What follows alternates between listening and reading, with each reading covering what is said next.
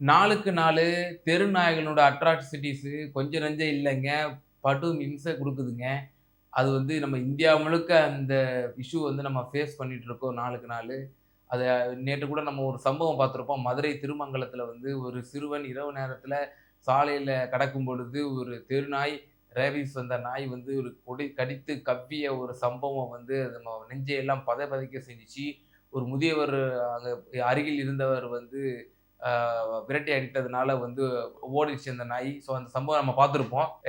இது மாரியான issues India முழுக்க இருக்கிறதுனால, நம்முடைய சிவகங்கை நாடாளுமன்ற உறுப்பினர் கார்த்தி சிதம்பரம் அவர்கள் பிரதமர் அவர்களை சந்தித்து கோரிக்கையை நேற்றைய தினம் வைத்திருக்கிறார். அந்த கோரிக்கையில வந்து இத நவீனபூர்வமா வந்து இத வந்து நம்ம இந்த இஷ்யூக்கு ஒரு தீர்வு காணணும் அப்படின்னு சொல்லி பிரதமர்ட்ட ஒரு கோரிக்கையும் வச்சிருக்கிறாரு. மேலும் இன்னொரு தரவுகளையும் அவர் சொல்லியிருக்காரு.